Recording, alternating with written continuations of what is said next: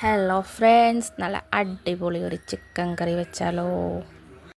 1.5 kilo chicken എടുത്ത് ഒരു കുക്കറിനകത്തോട്ട് കഴുകി വൃത്തിയാക്കിയിട്ട് അതിലേക്ക് കുറച്ച് മഞ്ഞൾപ്പൊടിയും കുരുമുളക് പൊടിയും ഇഞ്ചി വെളുത്തുള്ളി മുളകും കൂടി ചതച്ചരച്ച് പേസ്റ്റാക്കിയതും കൂടിയിട്ട് നന്നായിട്ട് അങ്ങ് ഇളക്കുക.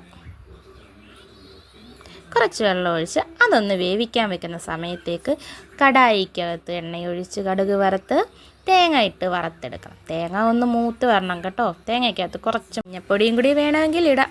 തേങ്ങ നല്ല മൂത്ത് വരുന്ന സമയത്തേക്ക് നമ്മൾക്കതിലേക്ക് കരിഞ്ഞ് വെച്ചേക്കുന്ന സവാള ഇട്ട് കൊടുക്കണം. സവാള നന്നായിട്ട് വഴണ്ട് വരും. അതിനായിട്ട് 2-3 മിനിറ്റ് അടച്ച് വെച്ചിട്ട് പിന്നെ ഒന്ന് തുറന്നൊന്നും കൂടി ഇളക്കി കൊടുക്കുക കേട്ടോ. സവാള എല്ലാം നല്ല ബ്രൗൺ കളറാകുമ്പോഴത്തേക്ക് നമ്മുടെ കൂട്ടുകളൊക്കെ ഇട്ട് കൊടുക്കാം. ആദ്യം ഇഞ്ചി വെളുത്തുള്ളി പച്ചമുളകിൻ്റെ പേസ്റ്റ് ബാലൻസ് വന്നത് ഇട്ട് കൊടുക്കണം കേട്ടോ. കുറച്ച് മാത്രമേ നമ്മൾ ചിക്കനിലിട്ടുള്ളൂ, അതുകൊണ്ടാണ് ഇതിലേക്ക് ഇടുന്നത്. ഈ പേസ്റ്റിൻ്റെ പച്ചമണം മാറുന്നിടം വരെ ഇളക്കി കൊടുക്കുക. അതിൻ്റെ പച്ചമണം മാറി വരുമ്പോഴത്തേക്ക് തക്കാളി പേസ്റ്റ് ഇട്ട് കൊടുക്കണം. ഒരു വലിയ തക്കാളിയോ അല്ലെങ്കിൽ ചെറിയ 2 തക്കാളിയോ നല്ല അരച്ച് പേസ്റ്റാക്കി മാറ്റി വെച്ചേക്കുന്നതാണ്. അതിലേക്ക് ഇട്ട് കൊടുക്കണം. ആ തക്കാളിയുടെയും പച്ചമണം മാറുന്നത് വരെ നമ്മൾ ഒന്ന് ഇളക്കി കൊടുക്കുക ഇടയ്ക്കിടയ്ക്ക്. ആയിട്ട് വഴണ്ട് വന്ന ഈ കൂട്ടിനകത്തേക്ക് മുളക് പൊടി, മല്ലിപ്പൊടി, ഉപ്പ് ഇട്ട് നന്നായിട്ട് ഇളക്കുക.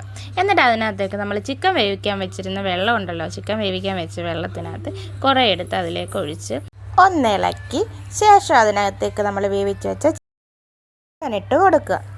നന്നായിട്ട് ഇളക്കിയതിന് ശേഷം അതിലേക്ക് നമുക്ക് ആവശ്യത്തിന് കുരുമുളക് പൊടിയും മസാലപ്പൊടിയും ഇട്ട് കറി നന്നായിട്ട് ഇളക്കുക.